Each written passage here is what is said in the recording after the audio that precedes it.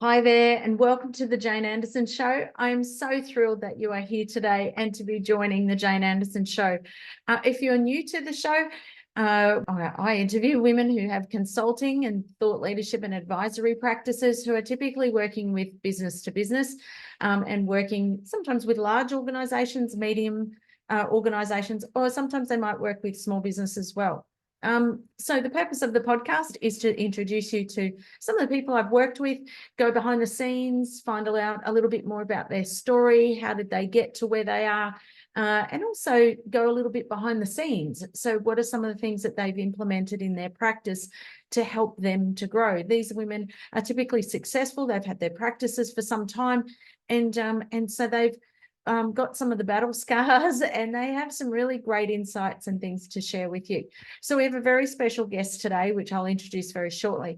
But some of the things that are coming up, if you are in this space and you feel like you need some help or want to catch up with some other people who are doing this type of work, we have a few things coming up. We have the Nurture Retreat coming up in July, which is exciting. So we have 2.5 days up at beautiful Noosa in Queensland, right on the beach. And we have 2.5 days, which is all about how to nurture and self-care and looking after yourself, as well as being able to do some work on your business. So we look at some of the things to be able to nurture and cultivate that growth in your practice. We have some very special guests coming on to speak.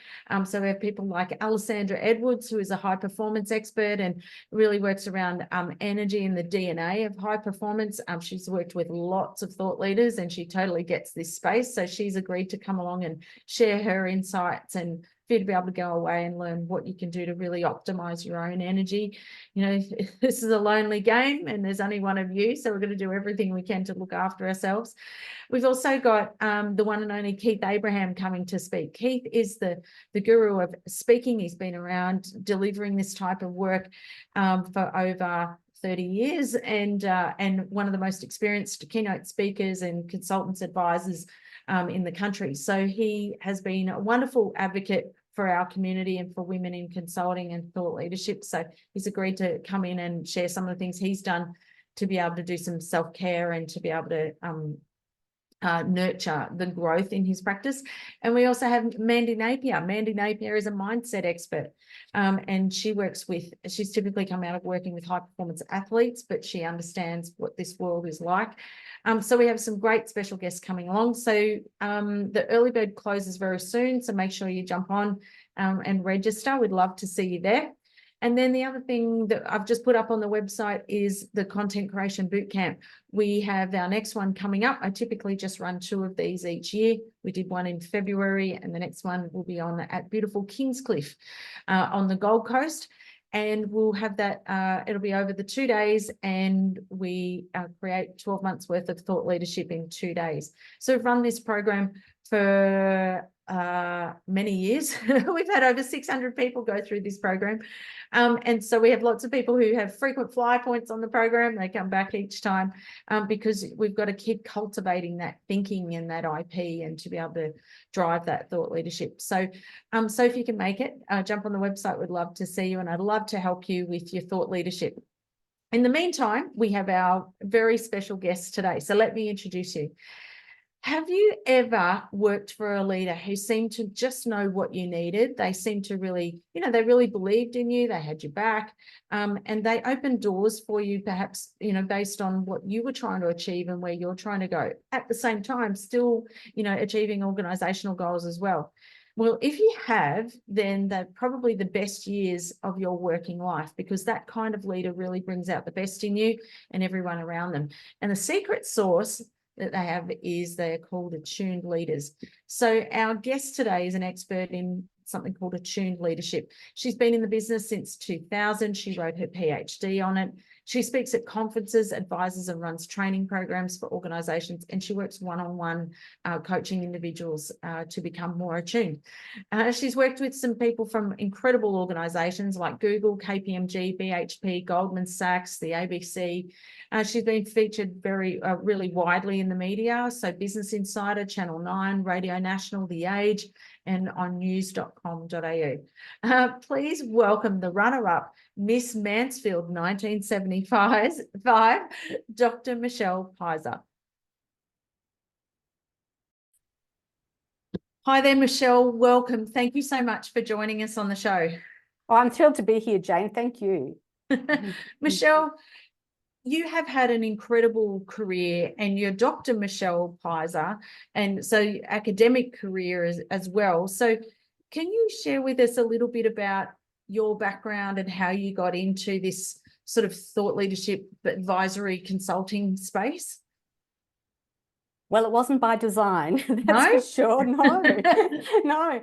I started out, I became interested in psychology in my first year at uni. I had to choose another subject and I didn't know what to choose, and they had psychology on the list. Okay. And I never heard the word before, so I looked up the dictionary. Really? Yeah, it's a bit embarrassing. And like it was never offered at Wow. school. People didn't see psychologists back in those days. I'm a bit old Yeah. and so older. And so, yeah, I didn't know what it was, and I did it, and I did really well at it. I got a letter from the dean saying congratulations on doing so well at the subject. And I thought, Wow. oh, I've never had that before. And so I was quietly thrilled. And I have shared with you, I've got 3 gifted siblings, and I'm not one of them. So for me to get some kind of academic recognition like that was a really big deal. And so I never forgot. And I Wow. think that's actually influenced me enormously, because that's why I became a psychologist. That wasn't by design either. I started out doing marketing, and Right. then I went into HR as I was registering for a psychologist because I had to work in a related field. Right. And I actually never knew what I wanted to be when I grew up. So yeah, I did try marketing, HR, then I went into management consulting. So that was my first stint in consulting. I Okay. went to EY. It was called Ernst & Young back then. It was not that long post the merger between Arthur Young and Ernst & Winnie. So it was a really long time ago. Wow. And but so that was my first time at consulting, and I loved the work. Like I Right. found it so stimulating and interesting, even though I was Yeah. relatively junior then. And then I went into market research, and I discovered that I was really good at market research. Right. And it's just natural. I'm a researcher, I'm an academic-y style person. So I was good at the numbers, and but what my real, SPSS. We're using SPSS back then. oh yes, we were. And Oh, I was hopeless at that. Yep. 100% for everything. And Wow. maths was my best subject actually. And Was it? stats was, yeah. I Okay. think if I was born now, I'd become a STEM person, but I Wow. didn't. Yeah, I much prefer the people side of things. Okay. And because I did physics at school as well. I like science, like Okay. a nerdy girl. Yeah. And yeah. And so after, like, I just sort of tried all these different things, and they were great for a little while, which a Right. little while could have been a few years, but like 2 or 3 years. And then I had enough of this. Okay. And what next? And then I just take a bit of a leap of faith. And Wow. when I first opened up my practice, I actually left with no job to go to. I just knew that I needed to change. My father had passed away. And when those big life changes happen, sometimes you sort of like a COVID experience, you kind of question everything. Mm. And so I thought, I don't know what I'm doing. I think I'll just quit. And I started working with mildly intellectually disabled adults as a gig, and I started a master's in counselling psychology, which I did not finish. I converted to a master's by research because they said we had to work with people face to face, one-on-one, and I was a bit too scared. Like ironically, because that's all I do now and love it. But I think listening to being scared is a really good thing for me, and Yeah. it's a good sign that could be good for me. And like it's like, oh, it's too scary, but it's actually really good to stretch and learn and Yeah. develop that way. And I just so I did those things. I finished my master's. I finished and then later on, I got disillusioned again. Like, what am I going to do? So I went to, because I couldn't see where I was going to go next in the organization I was in. And I thought, so then I started freelancing as a market researcher. That's what I started out doing. And Okay. volunteering as a counsellor in a community agency. I did that for 4 years. Right. And then I thought, so then I started the PhD, and I was on a full scholarship, but I can assure you, as a mature age student, it's not very much money. And That's right. it's really not. And so I thought, And a friend of mine, when I first registered years ago, he's a dentist and he had a practice in the city, and he said to me, why don't you start up your own practice? And I said, don't be ridiculous. I can't see a person. But by that time I was ready to see a person because I'd done those 4 years. And so as Right. a volunteer. Yeah. And I asked him, is that room still available? He said, oh, no, not that one, but another one is. And so I rented from him in the Manchester Unity building, which is a beautiful old building on the corner of Swanston Street and Collins Street in Melbourne. And they have these beautiful bay windows. And I sat in one of those bay windows for 5 years with my clients. Wow. So lucky. And also it was super cheap. He charged me hardly anything, and only when I was there. And in terms of starting the practice, I didn't know what to do because I knew nobody. So what I did was I looked up the white pages. I think we had the internet then. So I just found some addresses of doctors. I wrote them, I found the ones in the city, and I wrote them all a letter and said, hello, I'm here. And it took 3 months before anyone responded with a referral. But that's how I started my counselling practice. Okay. And on my business card, because my master's was in business and my PhD that I was doing was on emotions and relationships in the workplace. Okay. So I put organisational consulting and executive coaching on it as well on my business card and on my letterhead. So every time it went out to someone, they saw that as well. So then I just got lucky and someone said, I see you do executive coaching. I go, oh, yes, I do. And thinking, never done it yet, but and it was well within my skill set was what I discovered, and was, it was actually pretty easy. Well, easy is not the word, but it was not a stretch for me at all. Yes. It's just the focus is different. Right. And I loved all the navigating the workplace politics. And I mean, that was what my thesis, my PhD research was about. Right. And so, so that's how I started, and it just went from there. I was lucky. Amazing. I feel lucky. Wow. Luck comes to those who've done the work too. I guess, doing a PhD is an enormous amount of work. And even just the volunteering for 4 years, like that was a lot of work. Yeah. And all the work that you put in to get the skills. Yes. Yeah, like I had 10 years, I had weekly supervision with a psychoanalyst, one of the people who see people on the couch, but I wasn't on the couch. And I saw her every week and took my cases and said, this is what's going on, how do I make sense of it? And so I learned, I think that's where I learned most actually, was with her. Okay. Yes, I call her the great one. And she was so wonderful, at least for me. Yeah. And because she was very, like, other people didn't like her as much because she was a hard taskmaster. Right. But I need that. So as you're discovering. And so, but she was great for me. And so kind as well, but firm when she needed to be. Yeah, so it was really great. And I've done the work, but I loved the work, and I still love the work. Like I haven't chopped and changed now for years, whereas I was for the first 15 to 20 years of my career was a lot of chopping and changing. And now I feel quite settled in it. Yeah, which is great. So, and you were talking about your executive coaching and so the programs that you do. Tell us about the type of, because your message is all about a concept called attuned leadership. Yeah. Yeah. So first of all, tell us about what attuned leadership is. Well, I guess it's not that commonly used word, but it seems like people know what it means. Attuned is just when you're really you're connected and really in touch with someone else. And when I was working with the Great One, and I was also doing my PhD with my I'm not sure whether I was doing my master. No, I would have been doing my master's at the time with there's a whole area of research which looks at the psychodynamics of organizations. And so that's where my master's was, and my PhD really. And so my supervisor there also had the same framework. And I was learning about a psychoanalyst called Donald Winnicott, who talked about holding, and he coined the phrase, which the good enough mother or the good enough parent. And so I was just, when I was first working, like I was at Roy Morgan Research, I was running their customized research area, and I had these people, and it was like, I haven't been in charge of an area before. How do I lead this team?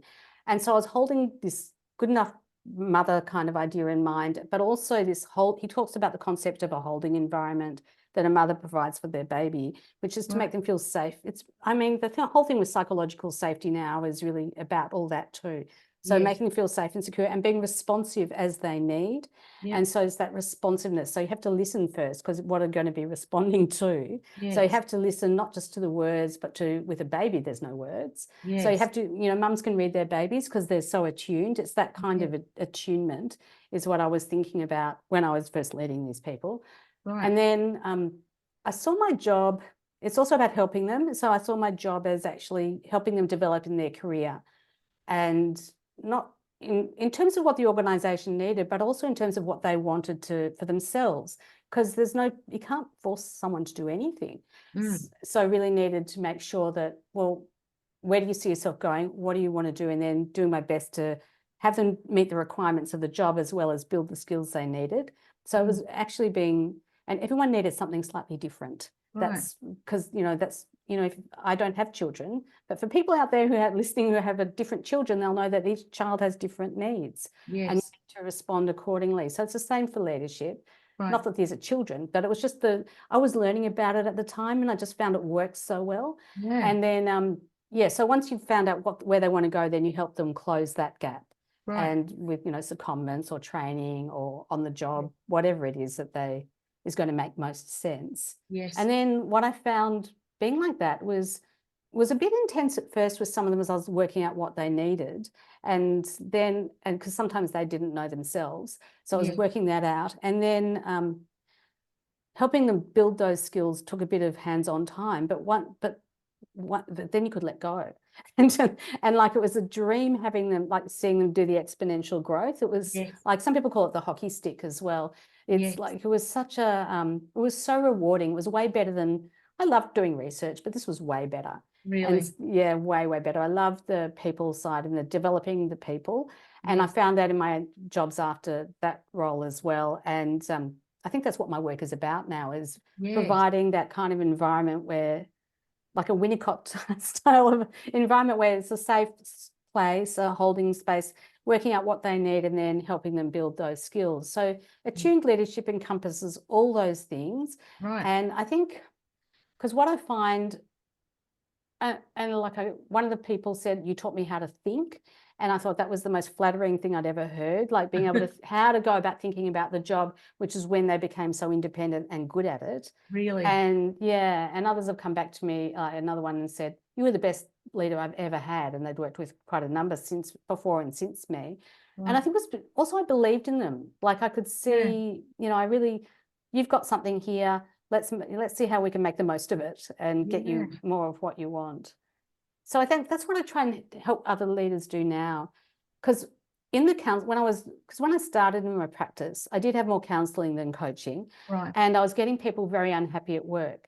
My very first client was someone who'd been bullied at work, and they're at risk of PTSD. It's quite a serious thing. Wow. And I know, it's really awful. Yeah. And by the time they got to me, they often had it, because it takes a while for people to admit it. And they can't believe how different they are. Can bring out a different, I didn't know this was, this was me as well. I don't like this part of me, and very much. And then having to contend with all that. But I thought, geez, I don't think their bosses realize what they're doing to these people, because they're usually, most people I work with, when I work with leaders, because I work with more senior leaders now, and even the ones who are more senior, the most senior ones tend to want to be better with the people, like the CEO people. I'm finding how can I get more out of my people? How can I be a better boss for them? And the people in the C-suite or aspiring C-suite people, I find they're more concerned about getting their own career up, because they're not quite where they want to be, and they're still ambitious, which I love. I love ambition and that drive. Yeah. But I think I don't think they realize the impact they're having. Right. And so so the beauty of this framework, I think, is that as they become more attuned with themselves and with the people around them, so they can get where they want to go, it helps them be a better boss anyway. So I think it's like a sneaky way into So it's working kind with of them. like, there's an element of nurturing, Michelle, like that space, and to help them develop. And then there's an element of mindfulness that I'm hearing as well, that is, just consciousness and awareness of what's happening for your team, how you're showing up, are you paying attention, what are you noticing? There's a lot to notice. It's actually, right. And when they're so overwhelmed, or something's big going on for them, and maybe they've been given feedback they don't like, or whatever it might be. That I find they're so they can't think so well because they're still very emotional. So it takes a little while for us to unpack that for them so they feel heard and validated first before they can actually start to think and work out how to improve. Right. Which I guide them through. I love it. Yeah, well, and that was I was going to ask you. So how does it show up in your practice, how you deliver this work? Is it executive coaching? And you talk a little bit about restructures. Like, so what are the sort of modes that you deliver? Do you do some speaking as well, or how does it work? It's mostly executive coaching one-on-one. Yep. I do some consulting where things aren't going as well as people had hoped. So like those restructuring, like I've been brought in for a job where they've done a restructure, like I'm in this process of still doing that one right now. And I think there's some unintended consequences of the restructure. So it's like, help us like deal with these so we get back to, not back, but we get to where we thought we were going to be going. And so everyone's bringing their best or more of their best to work. And I do some speaking. That's a smaller part of my practice, but I still do that. And I'm happy to do that because I think because it forces me to think about what I'm doing. And there's something, even talking with you forces me to think about what I'm doing. So I appreciate that because when you're one-on-one with someone, it's like it's much more responsive. And which is something I do quite naturally. So that's why I like doing that as well. And also some training as well. So like it might be some workshops or training on these kinds of skills for people. Michelle, I think this is just such, I love the attuned leadership word. I love the messaging, I think it's, I love how you've been able to, have it tightened up, so that it's nice and clean. And like you said, people get it, like they get it really quickly when you talk about it. So tell us, for those who are listening, because there'll be people listening who have either started their practice or in the process of either startup or that growth phase, so they're sort of perhaps starting in a contracting, that might be either contracting or cutting back their days in a full-time job, cutting back from 5 to 4 to 3, or sometimes maybe doing the accelerator clutch thing, subcontracting and trying to get their practice up and then through the growth. What are some of the things that have made, a big difference for you in terms of being able to get your practice going and growing, particularly because you've got this balance of counselling and exec coaching? You've kind of got a unique mix there. What are some of the things that have helped you to really get going? I think I'm kind of shy. So it's actually just letting people know I exist. Like I did that very first time. Yeah, I was going to say the letter and the referrals is perfect.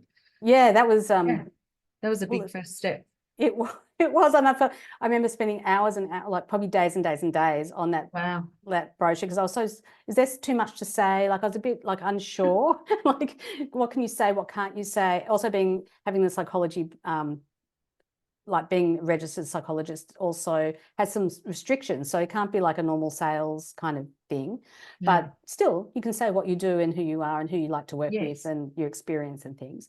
And so that was all fine.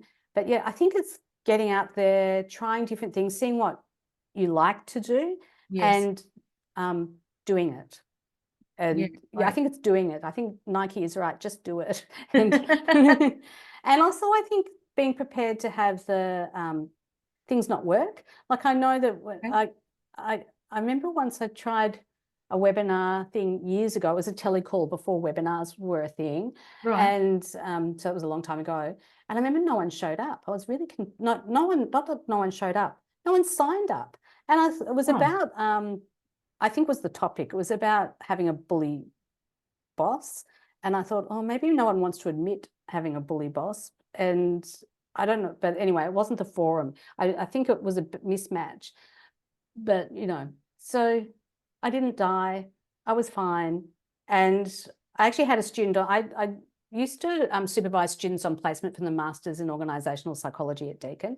And I had a student with me. And so we were all so happy with what we put together and then no one showed up. And so I tell you, it was really nice to not be alone in that one.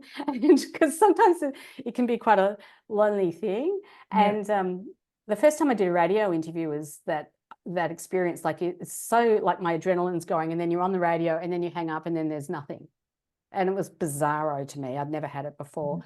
And but this was nice to have someone by my side. So I guess don't like get people around you, even if you're a solo practitioner. I think having like what you have, Jane, about being part of your community is really, I appreciate it. And I know from that early experience of having that student with me, gosh, she was a great placement person. I remember her. And yeah, it was, it made all the difference, because then it didn't feel so bad, and we just thought, oh, silly them, and just got on with whatever was next. Right. So the resilience because you go, oh, well, this isn't just me. It happens to other people. Yeah. There's other things to do. It keeps you, it keeps giving you momentum if you've got people around you. Like you don't sort of get too lost in, if something doesn't work out, you can pick yourself up a bit quicker and don't sort of beat yourself up sometimes. I don't know if that's no, I thought silly found then. for me, I was beat myself up a lot. Oh, no, I didn't beat myself up about that one. Okay. No, because I knew I'd done a good job. I'd actually done the work a few times. I was going to tell them good stuff. And I thought, that's so silly of them. Never mind, is what I thought. And I think I must have been very busy at the time and had a lot of other things going on. Yeah. So that's also a help too, so that you've got something else to, well, like a next thing to look forward to. I think that's a useful, like having a holiday to look forward to, that kind of, it's like, it's not the end of the world. And it certainly is not. And there's is it a Japanese proverb? I don't know. It's like you fall down 7 times and get up 8 or something. Yes. It's that kind of thing. Yeah. That's all that is, I think. And marketing is a series of experiments. That's how I think about it. It really is. Yeah. You just got to take something to market, see if it works, see what people think. Because I was talking to someone the other day about, we're just not the best judge of our own work. Sometimes we think something's so good and we go, great, this is going to be great. And then, we get a bit of a reality check. And other times we go, oh, I don't know, this is so basic. I'll just put it together. So people seem to kind of like it. And then before you know it, it's run like wildfire. And you're like, oh, really? Okay. I wrote a blog post on white anting, and it's been by far my most popular post, and I've had clients from it. Right. I could find amazing. And it was just a little thing, because I'd never heard the term. My client used it and I thought, oh, what's that? That sounds like a great blog post topic. And it was. Wow. And you still got people reading it. I know. Yeah. Like it's my most read thing every week. Wow. Like from Google Analytics. Is it? Yeah. Yeah. Okay. We need to optimize that a bit more. Have we put 2024 on it? Oh, I don't know. I'd have to put a 2024 date in there. Oh, yeah. Okay. I'll republish it or something. Yeah. That's great. And that's interesting. So picking up on words that are in the vernacular of what people are, the whole zeitgeist type, it's, tapping into that. That's really valuable, Michelle. And really interesting. So being able to get visibility on what words people are using. I think, what's the word of the year is Riz, I think, this year, isn't it? I don't even know what Riz is, but I think you're right. Apparently it's the slang for charisma. Okay, charisma, that's right. Yeah. Yes. Yeah. So Riz whatever, I'm not into it. I saw someone who's created a keynote. I was in Perth last week, and someone's created this keynote around Riz, and I'm like, oh, okay, there you go. The word, I think it was word of the, I don't know if it's been voted word of the year this year or it was last year maybe, but anyway, it's apparently word of the year. So it's funny. I might get used to it. I might be what do they call, a slow adopter? And I might be not an early adopter, but it just doesn't resonate for me. But that doesn't mean it hasn't for millions, obviously. Otherwise, it wouldn't be the word. But white anting, these are all, problems that, that you're seeing in the workplace and the words people picking up on. I love that you mentioned that, because, it's easy for us to, I think we've always got to be paying attention. What are they, what are the words that are being used? What's the latest article in HBR? What's the language or the research that's coming out there? We've got to just stay in your expertise, but context is everything. So where does my expertise show up? in terms of the problems and people, the challenges that people have at work. Yeah, and yes, it's so funny because I do go, what I've found over the years in my practice is that they will have themes. At the moment, it's restructuring with unintended consequences. Right. And because I've had that happen now 3 times just in the last month. Right. And I think, I know, amazing. And and it's like, and then I've got I'm working with the unhappy people, not the happy people, or not the people who are dealing with the unintended consequence. So they've got less power usually.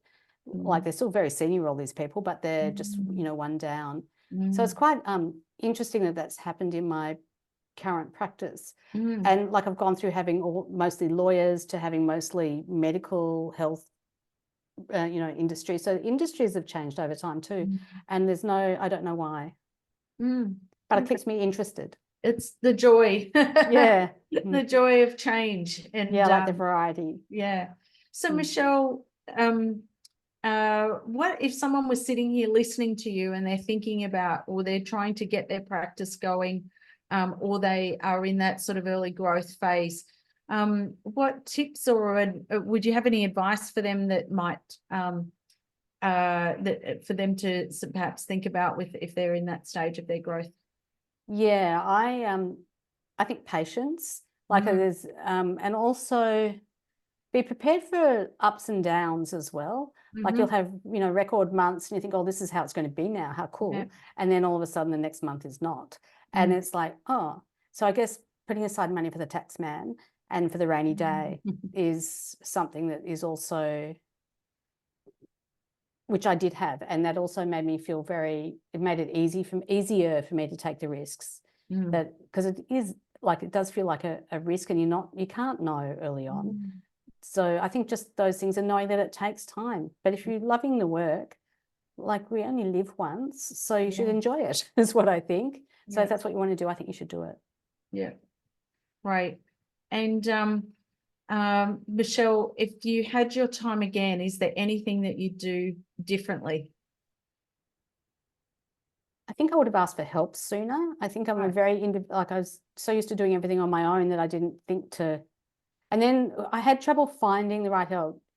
And I do love you. So you're not yet the great one. We love you too, Michelle. We love having you. It's so nice because I've tried American coaches. I've tried people working in Australia, but not with corporates. And so finding the right coach for you and the right group of people for you is really, it just makes a huge difference. And so it's really helpful. And also I guess, like because of the uncertainty of, should I say this? Should I say this? Can I say that? And I'll just run it past you and you'll go, yeah, that's fine. And I go, oh, I just won't worry my head about it. But otherwise I'd agonize over it for too long. Right. So being more, I think another tip is to be decisive and try things rather than agonize, because until it's sort of like we were saying before with like that blog post, I had no idea. I just thought it would be fun to write. And out it went, and it's still like, this would be about 8 years later, still reaping the benefits. I got a client just at the beginning of this year from it. Like, is that right? Yeah, amazing. Wow. And so you just don't know. So also the long haul, like that's also a long game. So playing a long game as well. Yeah, playing the long game. Love it. So patience. Yeah. Well, for me, it was a long game for me, and it still is a long game for me, even though I'm older. It's like I don't have, 20. Do I have 20 yees in me? Depends on my health. And it'd be nice to, actually. Be nice to, yeah. So like it's a long game. And so I think it's very rewarding work, at least for me. Yeah, I think that's something that, that I've always had in mind and that I've learned from my mentors is, it's your labor of love, and it's at least a 10-year game, 10-year game to build the practice to get to a point of choice. And if you go, well, I want to retire, or I want to do part-time, I'm happy to speak every now and again, like, what do you want to do? So, it's your life's work, it's what you've been put here to do. So, and we're so grateful that you're doing this work, Michelle, all the years and, building your brand out there's all that childhood and growing up and all those experiences that create the essence and the uniqueness that you are. and now today being able to, which all creates empathy, and being able to see, you know, things that people are going through that they don't even see themselves. And I know, you know, the work that you do, I've read the testimonials, the things that you do with your clients, you know, you've got a really valuable thing that they need help with. And organizations too, that skill that you have, not just all executive coaching, but what the impacts are of org restructures and all those sorts of things, you can go to that level to talk through with a client if needed. So so I'm taking some great things away today, Michelle. I love that you said early on, you said some things that there were some situations where you saw were to learn, and you said, I was scared to death, so I figured that's what I've got to do. True. I love that. I'm going to really take that away today. And I particularly your expertise. You're writing around attuned leadership, and so we look forward to reading more about that. So if people want to follow you, Michelle, and follow your area of expertise around this attuned leadership and this messaging around it, where would you like them to go? Where are they best to follow you? On LinkedIn is a good place. Just Michelle Pizer, I think, is what I'm under there. So happy to connect. So just send me a link and or whatever it is, a connection request. And also on my website, and I'm starting up my newsletter soon where I'll be writing all about attuned leadership. I've already got a whole lot of blogs on my website, but also the newsletter. So you can sign up on my website to the newsletter from there. All right, terrific. Well, thank you, Michelle. Thanks for being part of the show today. We can't wait to see what you do with attuned leadership and all the work that's come, the body of work that's still to come. Oh, thank you so much, Jane. I really appreciate it.